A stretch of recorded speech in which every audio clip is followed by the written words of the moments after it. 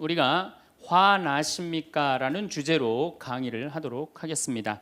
만약에 우리가 인생 살아가면서 이 화만 안 내도 우리 인생이 굉장히 평탄할 것 같아요. 근데 가끔 잘 참다가도 그냥 갑자기 한번 화가 나면은 막 모든 게 막 뒤죽박죽 되시지 않으세요? 저는 이 한국 사회를 보면은 화로 꽉 찬 것 같아. 며칠 전에 그 지하철 2호선에서 할머니 한 분이 손자 같은 그 딸을 손녀 같은 아이를 머리채를 막 힘도 얼마나 좋으신지 그냥 막 하는 모습을 보면서 정말 우리나라에 화가 꽉 차 있구나. 우리 인생을 살아가면서 분노를 억제하지 못하고 돌이킬 수 없는 잘못을 저지를 때가 참 많아요. 홧김에 어떨 때는 부모도 죽여요. 홧김에 남편도 죽이고 홧김에 아내도 죽이고. 그래서 이 화를 잘 다스린다는 게 굉장히 중요한 것 같아요. 그럼 여러분도 언제 화가 나요? 화가 나는 건 언제 화가 나냐면 무시당할 때. 남편이 시댁 식구들 앞에서 아니면 성당 모임에서 우리 마누라는 할 줄 아는 게 아무것도 없다. 얼굴이 잘생겼나, 음식을 잘하나, 성격이 좋으나 마음에 드는 게 하나 없다고 정말로 남편이 구박하면은 정말로 속에서 부글부글 끓죠. 내가 누구한테, 남편뿐만 아니라 다른 사람한테 내가 무시당할 때 우리는 화가 나요. 여기서 분노가 끌어올리죠. 또 남편들은 또 언제 화가 나요? 이 세상에서 아내한테 구박받을처럼 화날 때가 없는 거예요. 당신 월급이 얼마냐? 우리 뭐 먹고 사냐? 누구 남편은 마누라 밍크코트 해줬대더라. 막 이러면은 남편도 막 홧김에 눈이 확 돌아가는 거죠. 여러분들도 남편 아내 말고 또 누구한테 화날 때, 누구한테 무시당할 때 화가 나느냐면은 자식한테 무시당할 때 화나는 거예요. 더욱이 기가 막힌 거는 5살, 6살짜리한테 무시당하면요 막 끌어올라요. 여러분들 5살, 6살짜리가 막 엄마 말 안 듣고 살살 거짓말 시키면 화나요, 안 나요? 뻔히 이놈이 거짓말하는 거 아는데도 살살 거짓말 시키면 엄마는 막 화가 나요. 그래갖고 엄마가 막 자백하라고 그러죠. 너 이게 거짓말 아니냐고. 그럼 애는 끝까지 감춰요. 그럼 엄마는 그거 감추는 게 화가 나갖고 애를 막 두들겨 패죠. 근데 사실은 여러분들 그 아이들한테 화나는 거는 애가 문제가 있어서 여러분들 마음 안에 화가 꽉 차 있어서 그래요. 아니 그 5살, 6살짜리가 거짓말하면 얼마나 하겠어요. 그리고 자기가 잘못하면은 거짓말하는 건 인간의 본능이에요. 여러분들 국회의원들 청문회 볼 때 보면 거짓말 해야 안 해요? 장관 후보자들 청문회 할 때 보면 거짓말 해야 안 해요? 아니 그렇게 대단한 자리에 올라간 사람도 거짓말하는데 5살, 6살짜리가 거짓말한다고 그게 화가 나갖고 두들겨 패고 그러면 안 되죠. 그리고 뻔히 얘가 거짓말하는 거 알면서도 확인한다고 계속 자백해라, 진실을 말해라. 내가 보니까 거짓말하는 애가 나쁜 게 아니라 그렇게 몰아치는 엄마가 훨씬 나쁜 거예요. 그래갖고 마음 안에 뭐가 있느냐면은 너 한 번만 걸리기만 해봐라. 내가 가만히 두나 봐라. 그래갖고 한 번 걸리면은 한 번만 걸리기만 해봐라라고 95%의 엄마가 별론데요, 자식들한테. 그리고 걸리면은 두들겨 패는 엄마가 한 50%가 두들겨 팬대요. 어렸을 때 자식들한테. 이게 문제죠. 또 우리 또 할머니들은 누구 때문에 화나요? 내 마음 몰라주는 며느리 때문에. 그러니까 사실은 화는 어디서 가장 많이 나느냐면 가정 안에서 가장 많이 나는 것 같아요. 다른 데보다는 가정 안에서 자식 때문에, 남편 때문에, 부모 때문에, 아니면 며느리 때문에 화가 나는 거죠. 화는 날 때 보면 작은 일로 시작해서 크게 터집니다. 되게 아무것도 아닌 일로 화를 내기 시작해서 나중에 크게 터져. 그 화나는 걸 보면은 다이너마이트 이렇게 타들어가는 거 보시죠? 도화선 싹 타들어가다가 마지막에 터질 때는 어때요? 산도 무너뜨리고 막 굴도 막 만들어내고 그러잖아요. 그러니까 우리가 화가 날 때는 그 다이너마이트 도화선에서 살살살살 탈 때 그때 꺼야 돼. 그게 끝에 가갖고 이게 터질 때까지 나를 복구 기다리고 있으면 나중에 큰일 납니다. 여러분들 처음에 집에서 불이 났을 때, 조그만 불이 났을 때 빨리 끄면은 그 다음에는 번지지도 않죠. 근데 그 끄지 않고 그냥 막 계속 놔두면은 나중에 불이 커지면 그땐 끄고 싶어도 꺼요, 못 꺼요? 못 끄는 거예요. 그러니까 화라는 거는 잘 빨리 다스리는 훈련이 필요한 거예요. 내가 김치찌개 저녁에 요즘 배추값이 너무 뛰었다고 그래서 딴 데 이 배추값 신경 쓰느냐고 김치찌개를 좀 짜게 끓였어.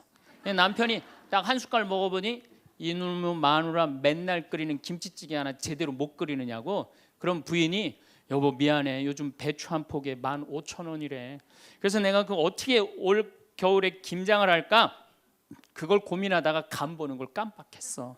그러니까 오늘은 다른 반찬하고 먹으면 다른 날은 내가 맛있게 해줄게. 이렇게 말하는 마누라는 한 명도 없어요. 당신이 나 외식 시켜줘 봤어? 아니 김치찌개가 짠 날도 있고 맛있는 날도 있죠. 어떻게 맨날 당신 입에 딱딱 맞춰서 끓여주느냐고. 그럼 남편이 외식도 못 시켜주고 그래서 좀 미안해갖고 다른 반찬하고 먹으면 다행인데 남편 절대 안 지죠. 너는 맨날 집에서 텔레비전만 보고 해는 일이 뭐 있느냐고. 집안 청소를 제대로 하느냐 반찬을 맛있게 하느냐. 그러면은 부인이 당신이 나 옷 하나 제대로 안 사주고 그래서 나 텔레비전에서 그거 내 아이 쇼핑하는 거다. 그럼 또 남편이 넌 시집 올 때 해갖고 온 게 뭐가 있는데. 이러면은 점점 김치찌개로 시작해서 부부 능력 시집 올 때까지, 그리고 이제 나중에는 이렇게 사느니 너 죽고 나 죽자. 그래갖고 여러분들 뉴스 보도를 보면요, 자세히 보면요, 이런 뉴스가 굉장히 많이 나요. 아파트 15층에 느닷없이 14층에서 불이 나요. 그래갖고 소방관들이 와서 불을 끄고 주위 사람들 증언을 들어보면은 밤새 고함 소리가 오고 가고 난 뒤 불길이 치솟았다. 그러니까 이 홧김에 이렇게 사느니 너 죽고 나 죽자. 그래서 이불 방 한가운데다 갖다 놓고 석유 뿌리고 그리고 불 지르는 게 방화의 14%래요. 화라는 단어를 보면 불화자야. 여러분들 화가 나면 막 불이 나는 거야 속에서. 이거를 다스리지 못하고 이거를 끄지 못하면은 우리가 점점 크게. 근데 화는 내면 낼수록 문제가 해결될까요? 문제가 꼬일까요? 20년 전에 제가 알던 분 시동생이야. 근데 이 양반이 굉장히 다혈질이었어요.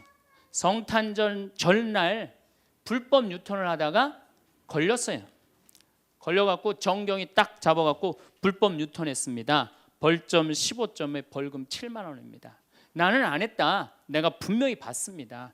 이놈의 새끼 안 했다는데 왜 자꾸 그러느냐? 너 경찰서장이 누구냐? 누굽니다. 그래 마침 친구였나 봐요. 내 친구인데 너 가만히 안 놔두겠다고 귀싸대기를 때렸어요. 정경 귀싸대기를. 했더니 정경이 가만히 있어요. 공무집행방해로 철창에 집어넣어 버렸어요. 그래서 거기서 길길이 뛰다가 그 자리에서 뇌출혈로 죽었어요. 불법 유턴한 거 하나 때문에. 근데 우리는 그런 일들 참 많아. 옛날에도 이 공중전화 오래 한다고 그런 사건도 있었죠.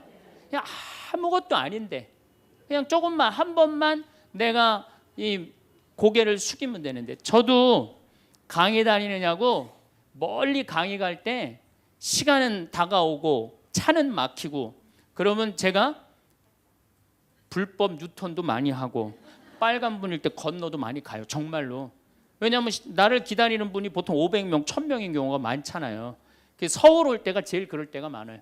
딱 걸리면은 저는 딱 문 내리고 로만 칼라 딱 보여주면서 제가 뭐라고 그러냐면 정말 미안하다. 내가 불법 유턴한 거 내가 신호 어긴 거 인정한다.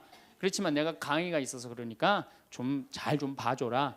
그런 경찰들이 대부분은요 침 뱉은 거, 안전벨트 안 한 거, 벌점 없는 걸로 끊어주지 굳이 그거 벌점 매기면서 끊어주는 경찰 없어요. 인생 살아가면서 고개를 한 번만 숙이면은 문제가 해결될 때가 너무 많아요.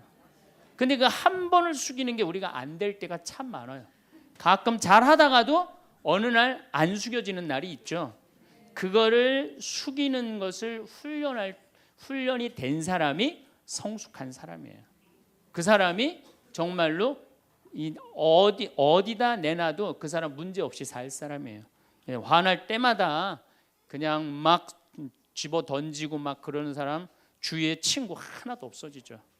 또 우리가 언제 화가 나요? 식구 가운데 자기만 손해보고 희생한다고 생각할 때 화나요? 안 나요?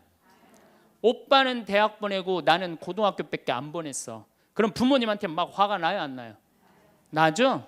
성당에서도 화날 때가 언제예요? 나는 성모에서 맨날 부엌에서 그냥 겉절이 김치 담그고 그냥 맨날 하는데 그냥 반찬 다 만들어갖고 내놓으면은 생전 성당에도 안 보이던 여자가 그냥 싹 여우같이 차려입고 와갖고 그거 딱 차려놓은 거 딱 들고 신부님 앞에 딱 가서 거기서 그냥 헤거리고 그거 주워 먹은 거 보면은 이 식당에서 나는 그냥 완전히 그냥 식순이로 그냥 하다가 그냥 그거 보면 화 나요 안 나요? 나죠?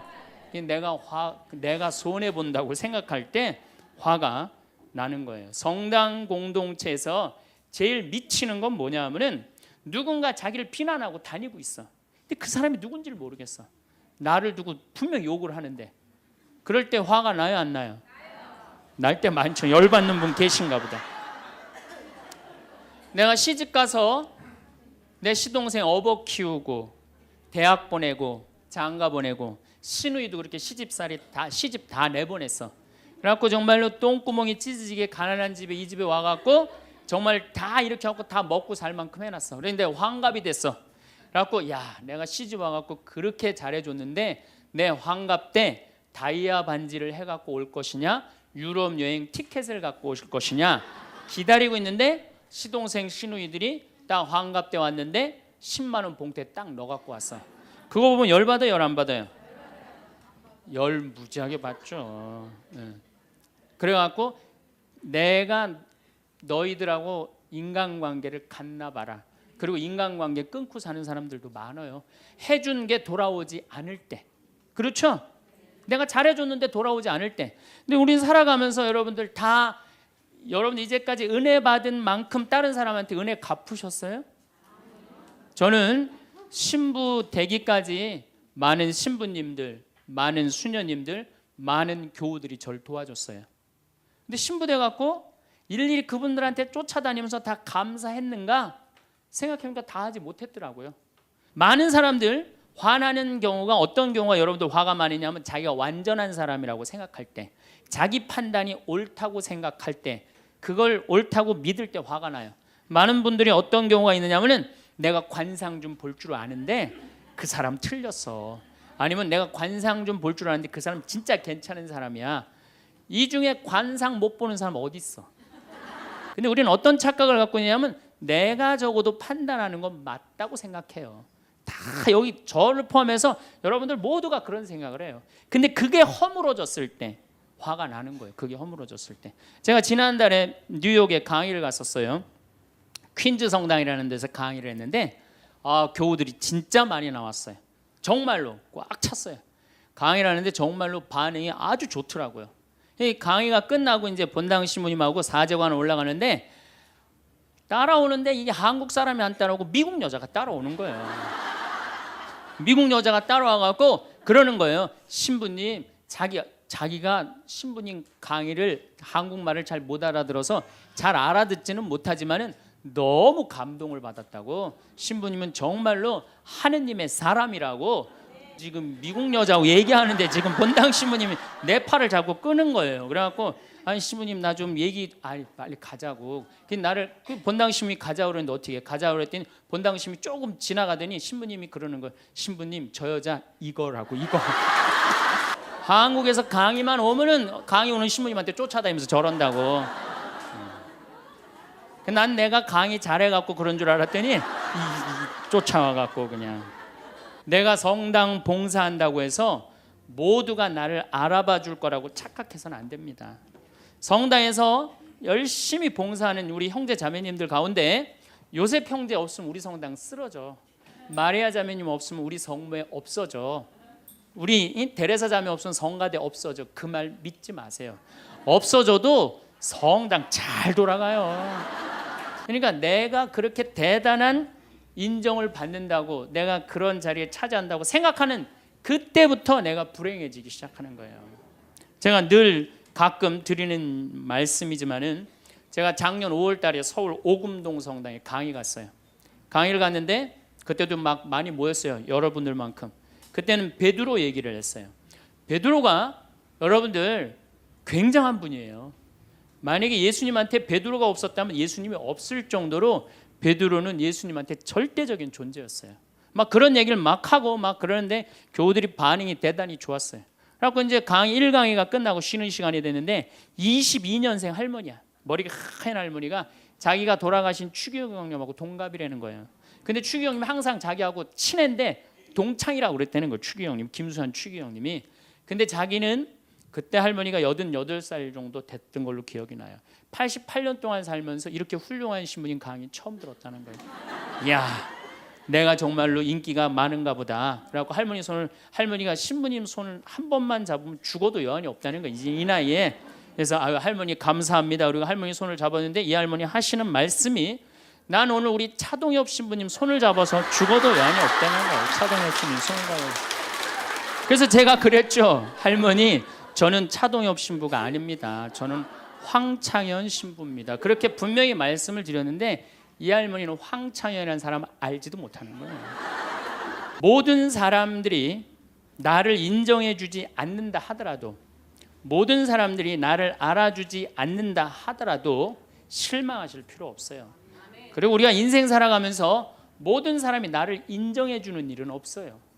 그러니까 여러분들 가운데 모든 사람이 나를 좋아해. 이분은 사실은 나중에 불행의 씨를 갖고 있는 분이에요. 화의 씨를 갖고 있는 분이에요. 10명 중에 몇 명만 나를 좋아해도 성공해? 4명만 좋아해도 성공한 거예요. 아니, 10명 중에 1명만 나를 믿어줘도 여러분들은 실패한 인생이 아니에요. 9명은 나를 인정하지 않을 수도 있어요. 근데 가끔 나는 우리나라 연예인들을 보면 안타까워요. 연예인들 막 인기가 좋잖아요. 인기가 좋은데 막 따라다니잖아요. 막 따라다니는데 그 연예인들 따라다니는 사람들을 보면은 많이 따라다녀 500명, 1000명이야. 그러면은 국민의 5천만 명의 국민 중에 1000명 따라다니는데 그 1000명 속에서 자기가 인기가 완전히 있는 줄 아는 거예요. 완전히 그 1000명 속에서 파묻혀 갖고 4999만 9천명은 그 사람이 누군지도 모를 수 있어요. 그렇지 않아요? 여러분들 요즘 연예인들 막 때로 나와갖고 뛰어다니고 막 춤추는 거 보면 구분돼요, 안 돼요? 난 아무리 알아보려고 해도 나도 이제 늙어가기 시작하니까 이게 누가 누군지 모르겠더라고요. 나하고 그 사람들하고 아무 상관없어. 그러나 연예인들은 그런 생각을 안 해요. 자기가 모든 사람들한테 인기가 있다고 착각을 해요. 그런데 갑자기 댓글에 그게 노래냐, 그게 춤이냐, 그게 연기냐, 이런 악성 댓글이 올라오면 그때부터 미치는 거예요. 그래갖고 그 악성 댓글을 올려봤자 내가 보기에는 정신 나간 사람이 올리거나 아니면은 자기 마음에 안 드는 사람 올리는데 많이 올려야 50명, 100명도 안 올릴 거예요. 자기를 좋아하는 연예인들은, 저 일반 대중들은 보통 한 5,000명, 10,000명 되면은 그런 악성 댓글을 올리는 사람은 10명, 20명도 안 될 거예요. 근데 그거에 스트레스를 받아갖고 목매갖고 자살하는 연예인들이 참 많아요. 그러니까 우리가 살아가면서 여러분들도 여러분들한테 막 나쁜 소리라는 사람은 한둘이야. 근데 그 한둘도 내가 보기엔 제정신 가진 사람은 아니다. 그러니까 모든 사람들한테 내가 인정받지 못한다고 그래서 화낼 필요는 없다. 그냥 예수님 활동하자마자 첫 기적은, 요한복음에서 첫 기적은 가나에 술 많게 하는 기적이고, 두 번째 기적이 뭐냐면은 죽어가는 고간의 아들을 살리는 거예요. 여러분들 본당 신부가 새로 발령받아 와서 내 아들이 암으로 막 죽어가. 근데 신부님이 가정 방문 와갖고 내가 안수기도 한번 해볼게. 그래갖고 안수기도를 해줬는데 암으로 막 죽어가려고 그러는 아들이 살아났어. 그럼 그 신부님 인기가 본당에서 어떨 것 같아요? 성당 안 나오던 교우들도 그 신부님 구경하러 다 나올 거, 미사 참례. 예수님 엄청나게 따라다녔어요. 그런데 요한복음 5장에 보면 예수님이 38년 동안 벳자다 연못에서 누워있던 사람을 지나가다가 측은한 마음이 들어서 일으켜 세워요. 근데 신부님, 우리 시어머니는 중풍으로 38년 동안 누워있었다고. 그럼 내가 또 한번 안수기도 해볼게. 가서 안수기도 했는데 시어머니가 38년 만에 일어났어. 그럼 본당 신부님 인기는 하늘을 찌르는 게 아니라 하늘을 뚫고 올라갈 거예요. 그 정도로 예수님 인기가 그렇게 좋았어요. 그래갖고 이 사람들이 예루살렘에서 예수님이 그런 기적을 하셨는데 예수님을 갈릴레아 호수까지 몇 명이 따라가느냐 하면 5,000명이 따라갑니다. 5,000명이 따라가는데 보니까 3일 동안 이 사람이 밥을 못 먹어. 그러니까 예수님이 빵 5개, 물고기 2마리로 5,000명을 먹여요. 그러니까 당시 유대인들이 뭐라고 그러냐면 우리가 드디어 기다리던 왕이 왔다. 왕으로 억지로라도 모시자. 그래요. 그러니까 예수님이 딱 사라졌다가 저녁에 딱 나타나는데 갈릴레아 호수에 나타나는데 성서에 25에서 30 스타디온 정도 배가 떨어져 있었다고 그랬어요. 그럼 완 스타디온은 얼마냐? 한 200m 정도를 완 스타디온, 한 스타디온이라고. 여러분들 스타디온이 어디서 온 말이에요? 스타디움이라는 스타디움 한 바퀴를 돌고 있습니다. 그러잖아요. 그 스타디움이 성서에서 나오는 스타디온에서 나온 얘기예요. 그러니까 한 스타디온은 한 200m 정도 되는 거예요. 그걸 30 스타디온을 걸었다면은 얼마를 걸은 거냐면은 6km를 걸은 거, 무리를 쫙. 미치는 거죠. 사람이 무리를 걸은 거를 보면 미치지 않아요. 만약 여러분들 내가 강의한다고 저 뒤에서 걸어서 안 들어오고 공중부양으로 떠서 쫙 들어온다고 생각을 해봐. 강의할 필요 있어요, 없어요? 잠깐 떴다가 그냥 쫙 나가면 그걸로 끝이지. 그러니까 당시의 유대인들은 예수님한테 완전히 반한 거예요. 근데 다음날 예수님이 이상한 말을 해요. 참으로 확 끼얹어요. 내가 진실로 진실로 너희에게 말한다. 너희가 사람의 아들의 살을 먹지 않고 그의 피를 마시지 않으면 너희는 생명을 얻지 못한다. 그러나 내 살을 먹고 내 피를 마시는 사람은 영원한 생명을 얻고 나도 마지막 날에 그를 다시 살릴 것이다. 내 살은 참된 양식이고 내 피는 참된 음료다. 군중들이 눈이 동그래요. 여러분들은 살 먹고 피 먹는 얘기 하도 많이 들어서 안 이상하죠? 그런데 다른 종교인들이 우리는 예수님 살 먹어, 예수님 피 마셔 그러면은 어떻게 생각할 것 같아요? 식인종 아니면 드라큘라 둘 중에 하나예요. 예수님 피 먹는 거면. 그러니까 당시의 유대인들이 뭐라고 그러냐면 이 말씀은 듣기가 너무 거북하다. 누가 듣고 있을 수 있겠는가? 그러니까 그러면서 떠나요. 그러니까 예수님이 당신의 말씀을 두고 투덜거리는 것을 속으로 아시고 그들에게 이르셨다. 이 말이 너희 귀에 거슬리느냐? 그리고 성서에 이렇게 우리에게 말합니다. 이 일이 일어난 뒤로 제자들 가운데 많은 사람이 되돌아가고 더 이상 예수님과 함께 다니지 않았다. 다 떠나간 거예요. 말을 알아듣기 너무 어렵다고. 그러니까 이제 예수님이 이제 딱 12명 딱 남아 있는 거, 어떤 무식한 어부 12이 눈을 동그랗게 뜨고 예수님을 쳐다보는 거예요. 그러니까 예수님이 이때 뭐라고 그러냐면은 너희도 떠나고 싶으냐? 그러니까 이 12마저 떠나면 예수님 완전히 낙동강 오리알 되는 거예요. 이때 대단한 인물이 하나 나옵니다. 누구냐? 베드로예요. 다 떠났음에도 불구하고 의리를 지킨 분이 베드로예요. 당신은 영원한 생명을 주시는 말씀을 가지고 있는데 우리가 어디를 갑니까? 그리고 예수님은 이 12하고만 다니세요. 그리고 요한복음 6장 다음에 7장에는 뭐라고 써 있느냐면은 이들이 예수님을 죽이려 함으로 예수님은 더 이상 공식적으로 돌아다니지 않고 몰래 숨어서 갈릴레아만 다니셨다고 그래요. 그러니까 이 12하고만 그냥 돌아다닌 거 죽이려고 그러니까 피해서. 그러니까 예수님 그렇게 죽어가는 고간 아들 살리고 38년 동안 배짜다 연못에 누워있던 사람 살리고 5,000명 먹이고 생 난리를 쳐갖고 막 5,000명이 따라다니다가 결국은 몇 명 건졌느냐?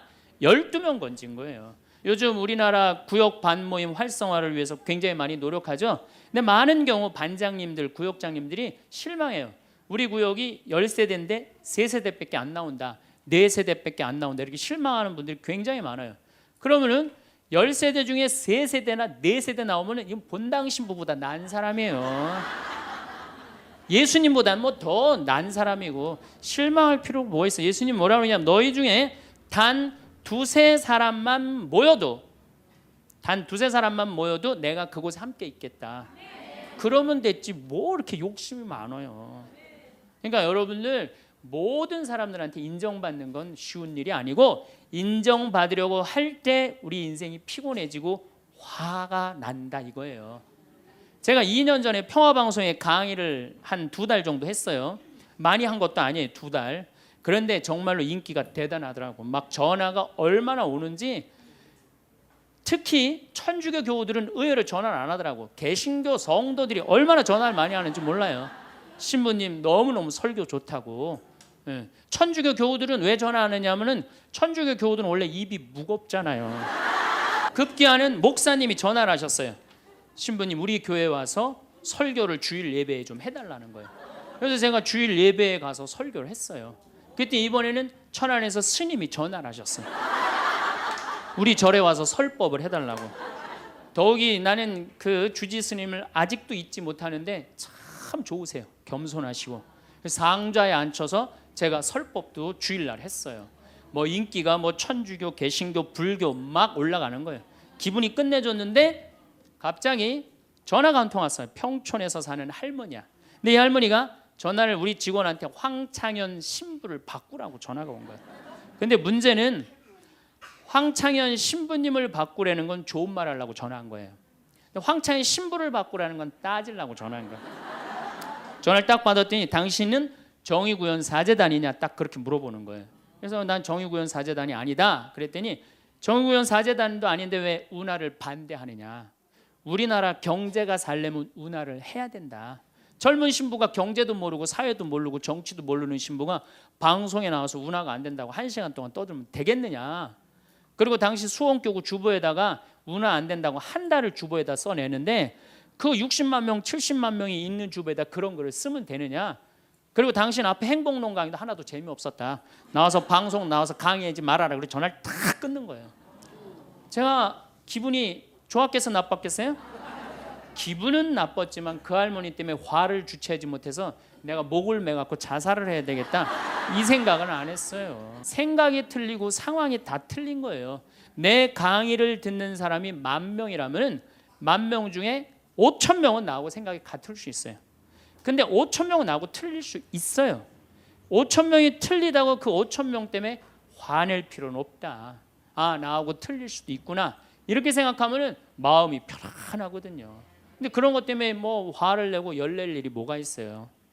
또 한 번은 내가 노인에 대한 강의를 했어요. 우리 이제 안 죽는다. 우리 이제 100살까지 산다. 110살까지 산다. 그러니까 자식들한테 재산 물려주지 말고 다 여러분 위에 쓰다가 죽어라. 그리고 통장에 얼마만 남기면 되냐? 500만 원만 남겨라. 500만 원만. 그렇게 마음껏 쓰다가 죽을 때는 돌아다니다 지치면은 그냥 죽을 땐 꼴까닥 죽어라. 네, 이렇게 강의를 했더니 정말로 할머니들이 이번에는 전화를 무지하게 하는 거예요. 너무너무 내 노년을 확실히 알려줘서 고맙다고. 이번엔 순천에 있는 할아버지가 전화를 하셔서 신부님 저는 70 먹은 노인인데 침례 교회를 다닙니다. 근데 신부님 강론을 듣고 가슴이 뻥 뚫렸다는 거예요. 내가 남은 인생 30년이나 남았는데 어떻게 살아야 되는지 너무너무 잘 들었다고. 근데 신부님이 다음 주에 이제 돈 다 쓰다가 꼴까닥 죽는 방법을 알려준다고 그랬는데 그 주간에 당신이 어딜 가갖고 못 들었대 내 강의를. 그래갖고 꼴까닥 죽는 방법을 알려달라고 전화를 했더라. 야 정말로 이 순천의 할아버지도 나한테 전화를 기분이 너무너무 좋더라고요. 근데 하느님은 참 짓궂게도 그 전화 끊자마자 이번에는 저 부산에서 전화가 왔어요. 황창현 신부를 바꾸라고. 전화를 딱 받았더니 당신이 황창현 신부냐고. 내가 황창현 신부라. 당신 요즘 왜 그런 강의를 방송에서 나와서 해서 집안을 평지 풍파를 일으키느냐. 그러니까 내 강의를 듣고 시어머니일 거예요. 시어머니가 내 강의를 듣고 며느리를 불러서 한 소리 한 거지. 나 안 죽는데더라. 너 나 다 나 위에서 쓰다가 나 통장에 500만 원만 남길 테니까 나한테 유산 받을 생각 꿈도 꾸지 말아라. 그렇게 이제 얘기를 한 거야. 그러니까 그냥 열받으니까 나한테 전화를 한 거죠. 그런 강의 하지 말라고. 그리고 그 자매는 한마디 더 하더라고요. 당신 강의하는 거 재수 없다고. 기분은 나빴지만 내가 화가 나고 내 감정을 주체할 정도는 아니었어요. 왜? 상황이 틀리니까. 얼마든지 내가 공격받을 수 있는 얘기를 한 거니까. 그런 다른 의견이 있을 수 있는 거예요. 그걸 일일이 다 대응하려고 그러면요 나중에 내가 어떻게 될 것 같아요? 미쳐요. 우리가 남이 나한테 평가하는 게 전부는 아닙니다. 자기 소신, 자기 확신, 자기 멋이 있으면요 누가 뭐라 그래도 별로 거기에 흔들리지 않아요. 근데 그냥 남들 말에 막 귀 기울이고 그냥 거기에 신경 쓰는 사람은 조금만 뭐가 있어도 화를 내고 자기를 주체하지 못하는 거예요. 루카복음 9장 51절을 보면 예수님이 사마리아를 통해 예루살렘으로 올라가려고 할 때 사마리아 사람들이 예루살렘에 간다는 이유로 예수님을 거부해요. 들어가지 못하게 동네를. 그 동네로 지나가면 지름길로 갈 수 있는데, 그러니까 야고보하고 요한이 열받아갖고 뭐라 그러냐면 하늘에서 불을 내려다가 살러버릴까요? 얼마나 열받았으면 하늘에서 불을 내려다가 살러버릴까요? 그래요. 근데 예수님은 이 둘을 꾸짖고 돌아가세요. 예수님도 돌아가는데 우리가 화가 난다고 그냥 열 지르는 사람마다 전부 다 정면 돌파할 필요는 뭐가 있어요? 세상 사람들이 다 나를 몰라준다 해도 화낼 일도 아니에요. 공자님은 뭐라고 그러셨느냐? 진정한 성인은 자기를 몰라줘도 분노하지 않고 유유자적할 줄 아는 사람이 진정한 성인이라고 그랬어요. 내가 누군데 나를 몰라봐. 왕년에 내가 이 거리를 주름 잡던 사람인데 이 성당 지을 때 내가 어떻게 했는데 나에게 이럴 수가 있어. 내가 시집와서 똥구녕이 찢어지게 가난한 이 집 이렇게 일으켜놨는데 나를 무시할 수 있어? 이렇게 자꾸 자기 도취에 사로잡히면은요, 나중에 다른 사람하고 부닥치게 되고 잘난 척하게 되는 그런 꼴이 된다. 내가 모든 사람들한테 사랑받을 수도 없지만은 반대로 사랑할 수 있느냐? 다 사랑할 수 있어요? 쉽지 않죠? 내가 본당 신부 해보니까 다 사랑하는 사람이 있긴 있더라고요. 누가 다 사랑하느냐면 머리에 꽃 꽂은 여자가. 이게 모두를 사랑한다는 게 쉬운 게 아니에요. 근데 우리는 뭐에 지금 쇠뇌가 되어 있느냐면 성당에 나오면 어떻게 해야 된다고 생각해요? 모두를 사랑해야 된다고 생각하지 않아요? 나를 괴롭히는 사람, 나를 미워하는 사람, 나한테 힘들게 하는 사람 다 사랑해야 된다고 생각해요? 그렇게 생각하잖아요. 그리고 은연중에 그런 교육을 받았어요. 은연중에. 근데 성서에 모두를 사랑하라는 구절은 없어요. 서로 사랑하라고 그랬지 모두를 사랑하라고 하는 구절은 없어요. 이 모두를 사랑하는 게 얼마나 어려우냐, 요 얘기만 하고 다음 시간에 얘기하도록 하겠습니다. 사람은요, 동그란 사람이 있고 네모난 사람이 있고 세모난 사람이 있고 별난 사람이 있어요. 그렇죠? 근데 꼭 사람 중에 삐죽한 사람이 있어요. 삐죽한 사람. 말 한마디라도 꼭 아프게 하는 사람이 있어요. 그래갖고 내가 그냥 마음 먹고 파마를 싹 했단 말이야. 마음 먹고. 그래갖고 이 동그란 사람이 파마를 딱 했는데 삐죽한 놈이 딱 와서 한마디 합니다. 파마를 왜 그렇게 했어? 얼굴이 떡판 같아 보이잖아. 그럼 이 동그란 사람 피가 뚝뚝 떨어져요, 안 떨어져요? 뚝뚝 떨어지는데 동그란 사람 특징은 뭐냐? 남한테 싫은 소리 하면 안 되는 줄 알고 있는 거예요. 그러니까 동그란 사람이 그렇게 내 가슴에 피가 떨어지면 한마디 해줘야 될 거 아니에요. 내가 떡판이든 뭐든 네가 무슨 상관이냐 이렇게 얘기를 해야 되는데, 동그란 사람은 파마를 왜 그렇게 해서 얼굴이 떡판 같잖아. 그러면 동그란 사람이 뭐라고 그러냐면 그러게 해다 보니 그렇게 됐네. 그리고 어디 가서 울기 시작하냐면 성당에 가서 울기 시작하는 거예요. 예수님, 저 삐죽한 여자가 나보러 떡판이래요. 근데 예수님 당신이 정말로 십자가에서 참고 인내하고 용서하고 사랑했으니까 나도 참고 용서하고 인내하고 사랑할게요. 그래갖고 그냥 겨우 어떻게 주체할 수 없는 걸 다스려갖고 고해성사를 봤어. 고해성사를 봐갖고 용서를 했어. 자기하고 예수님하고 신부님하고는 화해를 했는데 그 삐죽한 사람하고는 화해했어, 안 했어요? 삐죽한 사람은 찔렀는지도 모르고 몰라요. 그 사람 피가 흐르는지도 몰라요. 그런데 더 동그란 사람이 미치는 건 뭐냐면 그렇게 찔러놓고 딴 데 가고 막 헤헤거리고 또 수다 떨면은 동그란 사람이 속으로 무슨 생각이 들어요? 넌 웃음이 나오니? 난 지금 피가 뚝뚝 흐르는데. 가을이 돼갖고 그냥 마음 먹고 성당을 나왔는데 삐죽한 놈이 동그란 사람한테 한마디 또 합니다. 아니 요즘 남편이 돈 못 벌어? 옷을 왜 이렇게 후줄그리하게 입고 다녀? 그러면 또 피가 뚝뚝 떨어지는 거야. 이 동그란 사람, 여러분들 삐죽한 사람 만나야 돼, 만나지 말아야 돼? 만나면 안 돼요. 이 삐죽한 놈 누구 소개시켜줘야 되냐면 별난 놈 소개시켜줘. 별난 놈. 찔러도 안 나오는 별난 놈. 예? 이런 놈 소개시켜줘야지 어떻게 모두를 사랑할 수 있어요. 그거는 불가능한 얘기예요. 모두를 사랑한다는 거. 그러니까 여러분들 오늘 이후로 나는 모든 사람을 사랑할 것이다. 그러면 나중에 누가 망가지냐면 내가 망가. 모두를 사랑하면서 기쁨은 다행인데 모두를 사랑하면서 그걸 끌어안느냐고 속에서 부글부글 끓어. 그냥 화가 꽉 차 있는 거죠. 그러면은 다음 시간에 정말 모두를 사랑하는 일이 얼마나 어려운 일인지 이야기 나누도록 하겠습니다. 감사합니다.